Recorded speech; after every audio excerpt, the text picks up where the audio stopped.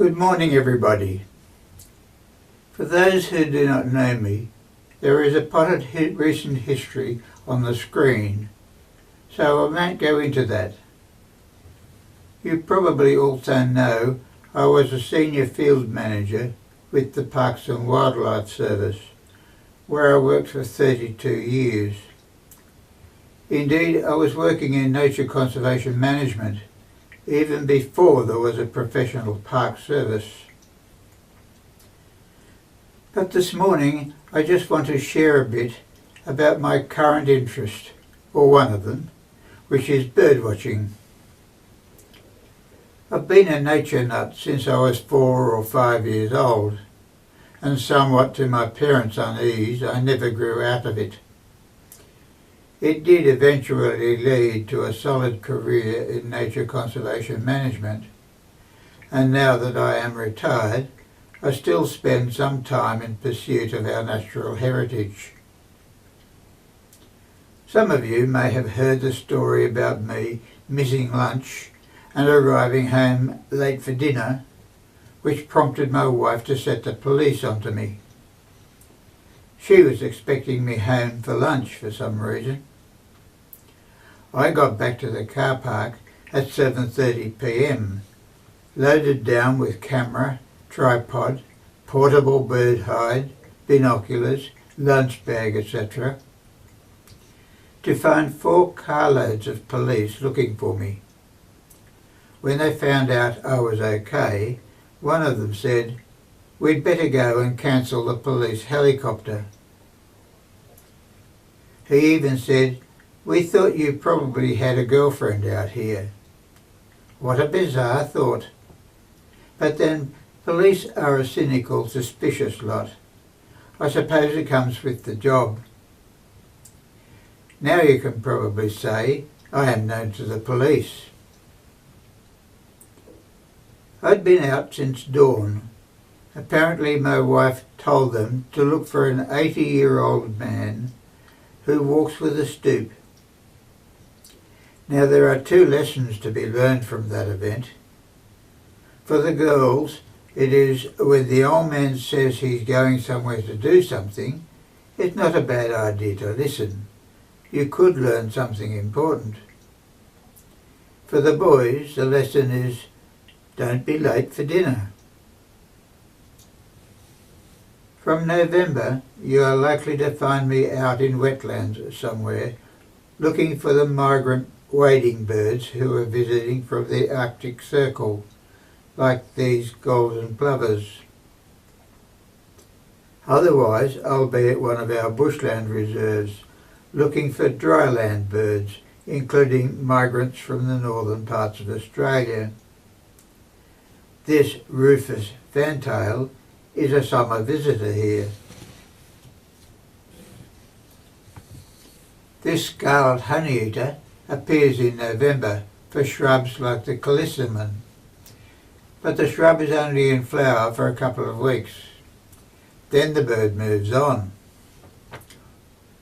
Or perhaps I will be checking out my automatic camera to see if I've captured video of the area's wildlife that may have come for some free food. I had set up my camera in Bengali with a bait ball for about a week. The nighttime footage suffered from a poor camera setting, and the camera is an inexpensive model primarily intended for survey work, not usable footage. The site was visited by a fox, a lyrebird, several small marsupial mice, a wallaby, a spiny anteater, and of course this brush-tailed possum. This is my camera, which is a relatively inexpensive model. It automatically runs when movement is detected. At night it uses infrared lighting. Some of the more expensive cameras take high quality video. Sometimes I use a bird hide, but not often. It only weighs about 25 pounds, but with everything else I'm decorated like a Christmas tree, or a pack horse when I take it. I may not be at home punching computer keys, though that happens a fair bit. There is a lot of work to do once you have the video in your camera, and I definitely won't be on the lounge watching beefy footballers jumping all over one another, which I find rather distasteful. The bird hide does provide some great opportunities if you are lucky enough to set it up in the right place. This little water soak is in a very dry area where there is no other water available.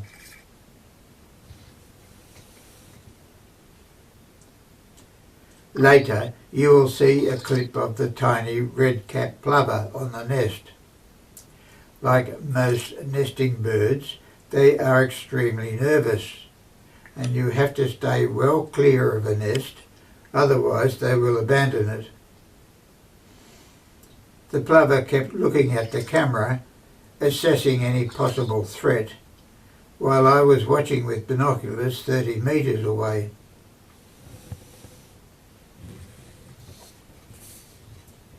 In the next clip, I used my car as a hide with a block out over the window to photograph a couple of ladies discussing their husbands. Anyway, it sounds to me like a husband complaint session.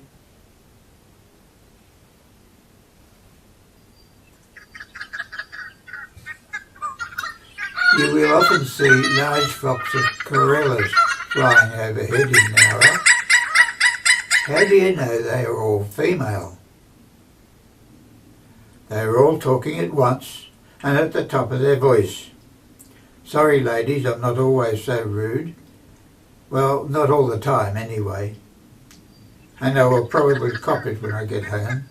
Sent to bed without my supper, probably. Because birds are so easily disturbed when nesting, I always try to set up my camera where they are absent, leave the camera running and watch from a distance. This often means I have to watch through a half hour or more of useless downloaded video before I get to the bit where a bird got the courage to come back to the nest, because of the camera's presence, even when it's a couple of metres away. If I can't get a high enough position with the tripod, I also use a bracket nailed or screwed to a tree to hold the camera, if it has to be high up. I had an aluminium extension ladder stolen by kids, even when it was hidden in bushes away from the access track. When that happened, the only way I could retrieve the bracket was to prise it loose with a long pole, so of course it fell down on my head, leaving a bloody wound. Of course I don't leave the camera unattended. Winter could find me in the rainforest somewhere, watching lyrebirds dance and sing, whilst their female associates are busy nest building or feeding a young one. The males are actually performing for each other to establish a kind of ranking, which the females are able to recognise. You don't see females watching the performance. This is the first nest I have seen on the ground. They are usually high up, out of the reach of predators. Rainforests are good to visit in warmer times too, when the fruit pigeons are foraging for berries in the canopy.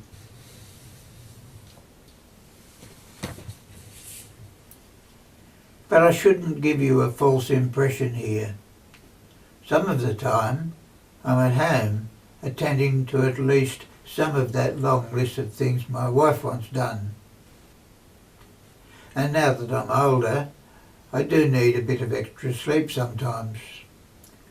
A whole day in the bush can be rather tiring, and I'm not much good for anything for 24 hours afterwards.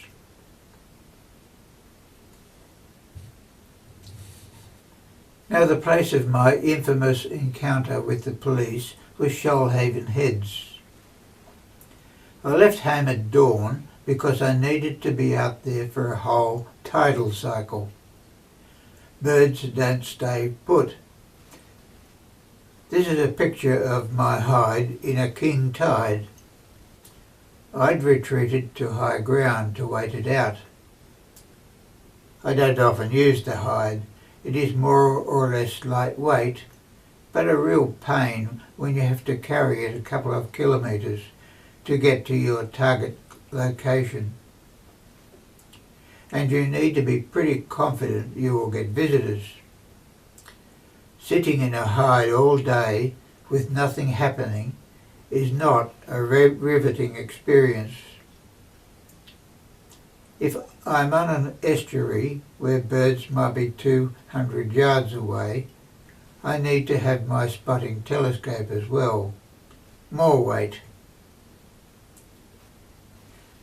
Some of the video I have taken on my trips to the Shoalhaven estuary I propose now to share with you. For my own viewing, I add appropriate music, but copyright constraints mean I have to leave it out for the public showing, which is a pity. All up, a video compilation like this usually takes me at least 3 months of editing and transcoding. After the video, if you haven't gone to sleep and need to ask questions, we will have plenty of time. I also have a website and a couple of video channels hosting over 140 of my short video clips, mostly on wildlife, but a couple of other topics as well. If you are bored and curious, just type Panthera bite into the YouTube search bar or into Google.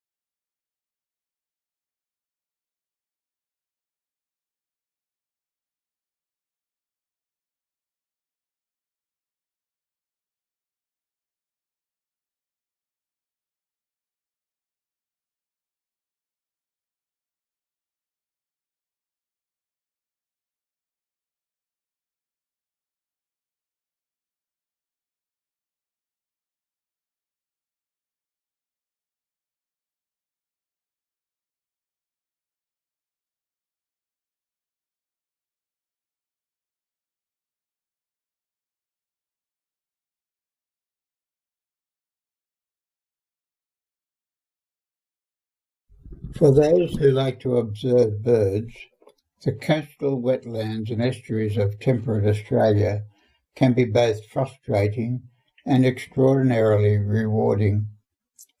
This is because the environmental conditions in such areas are in a constant cycle of change. Many factors are involved. There is, of course, the daily tidal cycle, 2 high tides and 2 low tides every 24 hours. Every falling tide produces fresh foraging opportunities for birds and also triggers their own movements in response to water levels. High tides generally cause birds to move to high ground, and clear resting areas can be in short supply. so birds may be assembled together. Low tides allow birds to disperse, so instead of being able to watch a large number together, they may be few and far between.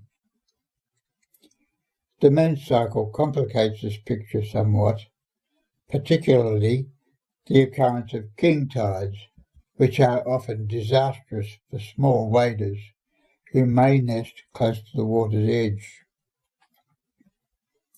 King tides sometimes breach low barrier dams, allowing salt water to enter temporarily closed lagoons and lakes, dramatically changing salinity, waterweed communities, and therefore the type and quantity of food resources available to birds.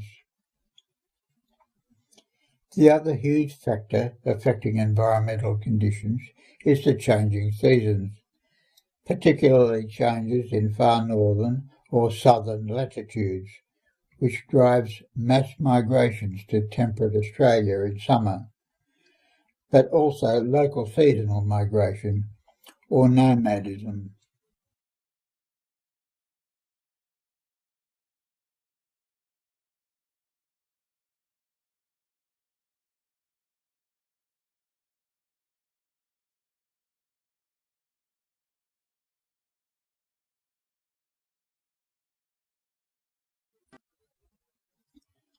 A fairly typical estuarine wetland is the Shoalhaven Heads, Comerong Island area. Being tidal, the bird species encountered can differ somewhat to the mostly closed lagoons and lakes like Wallumbilla, which tend to be far less saline. Crab-eaters like curlews are much more likely to be seen at Shoalhaven Heads than Wallumbilla, but stilts and avocets, which feed on smaller water fauna found in waterweed, are more likely to be found at Wallumbilla. Of course, there are many species which occur in both areas, depending on local conditions. At Shoalhaven Heads estuaries, particularly on the northwest side of Comerong Island, there are small mangrove areas providing shelter for the locally less common nankeen heron, as well as the more widespread white-faced heron, white ibis, and several egrets. Year-round residents include the delightful red-capped plover, mostly seen in small parties or pairs, systematically hunting progressively exposed mudflats and sandflats. During the summer breeding season, flocks of 80 or more may alight on a feeding ground, stay for an hour or so, quartering the area, and then moving on to fresher options close by. A nesting pair will select a slightly raised hump of dry sand just above high water mark and lay 2 blotched eggs. Nests are sometimes further up and away from the water, but always in locations where there is a good view of the surroundings. Little attention is paid to camouflaging debris or shells. The parents are extremely shy and wary and stay away from a discovered nest site or employ the broken wing ploy, attempt to lead you away. They are best observed with binoculars from about 20 or more metres away. Unfortunately, many nests are destroyed by inundation during king tides because they are too close to the water. They are also particularly vulnerable to ravens, dogs, foxes, and human disturbance. Fortunately, they are very common. There are several other plover species which will be dealt with shortly. Another local is the pied oystercatcher, which again selects a sand hump to lay the eggs, but generally further away from the water and may even be in the dunes. Again, eggs are blotchy and camouflage well, so no foreign debris is required, though the nest hollow may be close to water-deposited material. When courting, the birds employ a fascinating bowing routine. When in a group, this almost takes on the appearance of a formal dance. Like the redcap, the breeding season for the oyster catchers is November and December. Young don't stay long at the nest site, perhaps only a few days, before following the parents on foraging trips. As with other shorebirds and waders that nest in the Shoalhaven, they can be very vulnerable to ravens, dogs, foxes and human disturbance.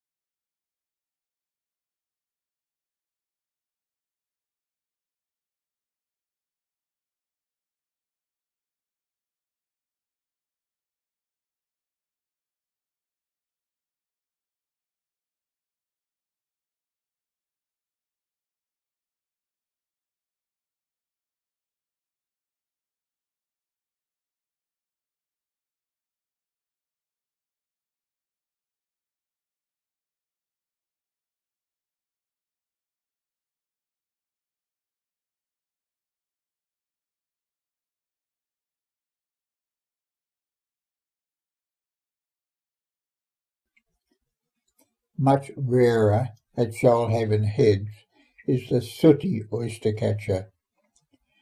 This is probably because they like a more rocky shoreline and don't nest on the mainland but on offshore islands.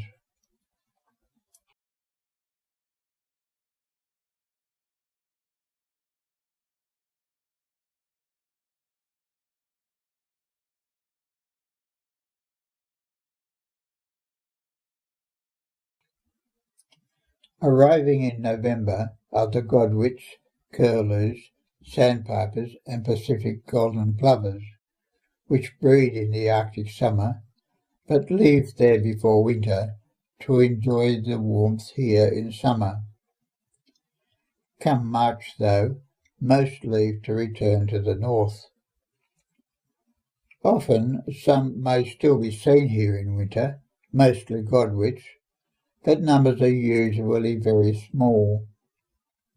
As autumn approaches, those remaining birds often begin to change into breeding plumage, which for godwits is a more rusty red colour.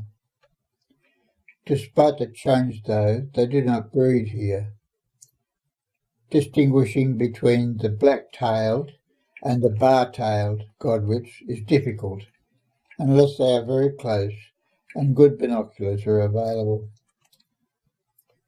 Godwits often associate with sharp-tailed sandpipers, but are easily distinguished by size and bill length, even at a distance.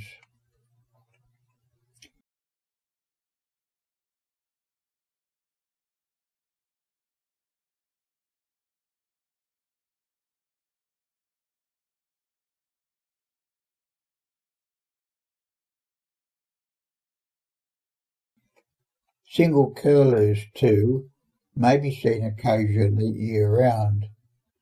They are usually very shy and frequent sand and mudflats away from human presence, where the changing tides continually refresh the food supply. The very long curved beak can be thrust to its full length into the sand to extract a crustacean or ragworm. How they detect this play at such a depth I can only speculate. At times when conditions are suitable, eastern curlews can number up to 200, but such conditions don't prevail very often. By March, most have left the Shoalhaven for their home grounds in the Arctic Circle.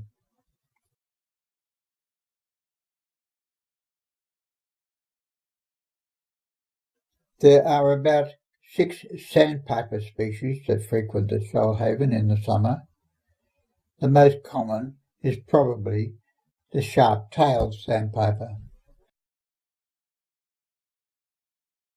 Included in this group are those known as knots, sanderlings and stints.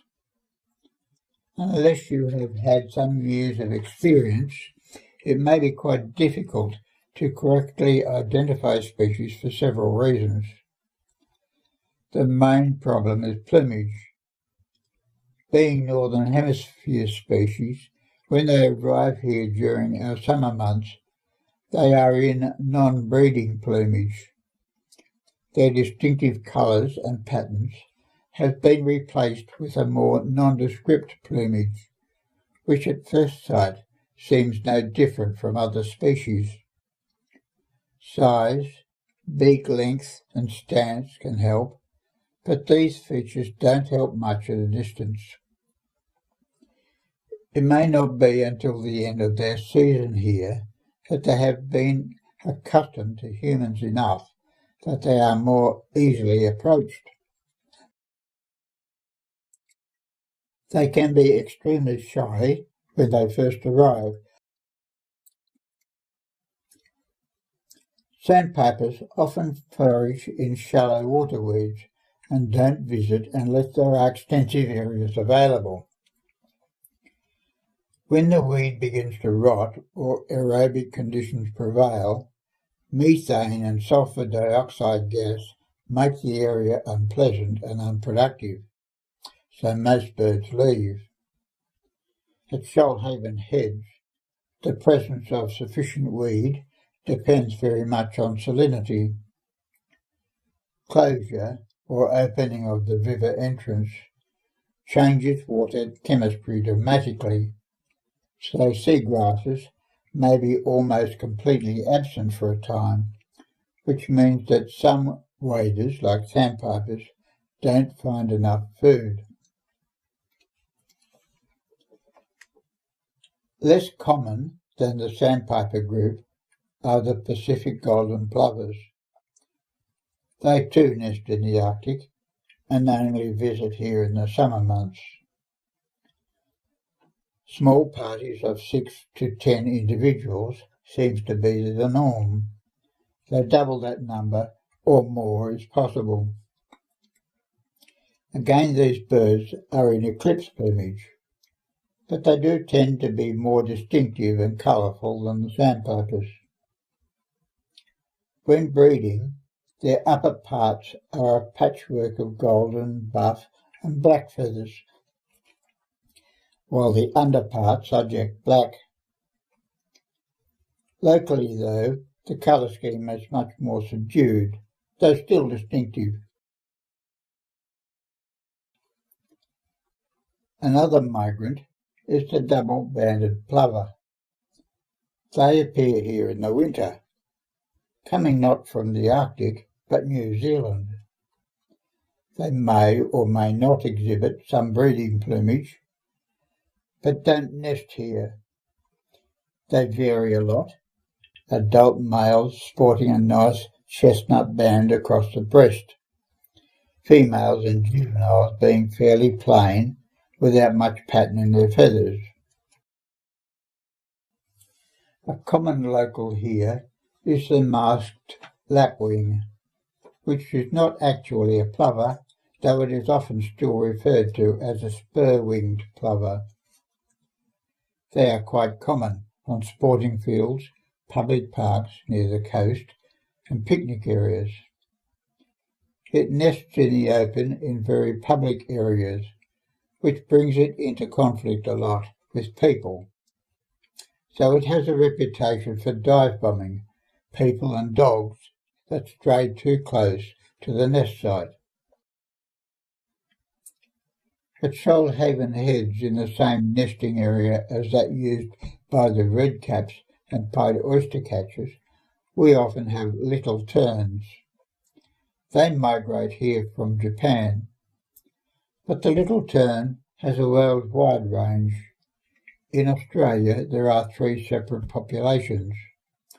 one which breeds on the beaches on the coast of eastern and southeastern Australia, another which breeds in northern Australia and Cape York Peninsula and the top end, and a third which breeds in Asia and then migrates to spend its non-breeding season in Australia, where it may intermingle with local birds. All populations of little terns forage by plunging into shallow water, taking small fish from on or just below the water's surface. If you stray near their nest site, they quickly take to the air with alarm calls. Indeed, if you are unaware of their presence, their alarm calls will alert you to the proximity of a nest or young birds. The most common tern here, though, is the crested tern, which often occurs in large numbers. They don't nest here, but choose the security of offshore islands. Occasionally, Caspian terns can be seen, but not in any number. The Caspian is a larger tern by about 50 millimetres, with a large red bill, and is quite noticeable when seen amongst gulls or crested terns. Crested terns are much more accustomed to people and can be approached more closely than most other seabirds. Generally in small numbers, widely dispersed and relatively shy, are the heron family. The most common egrets are the greater and little egret, which are often seen stalking the shallows for shrimps and small fish. The great egret can be fairly tall, almost a metre. It develops long white plumes on the back only. Little egrets develop them on the back and may also have a couple of plumes on the back of the head. Legs are dark greenish black, whereas those of the adult greater egrets are generally yellow. However, at a distance it can be difficult to distinguish between the two species. White-faced herons are common, not just Shoalhaven Heads, but everywhere there are wet pastures, swamps, lakes and creeks. During the breeding season, they develop long plume-shaped feathers on the nape of the neck and back. Their call is a grunting croak, uttered on the wing when disturbed. The Nankeen night heron is seldom seen, preferring to frequent thickly forested estuaries in mangroves and casuarina thickets. They are predominantly nocturnal and are usually only seen when accidentally disturbed during daylight hours.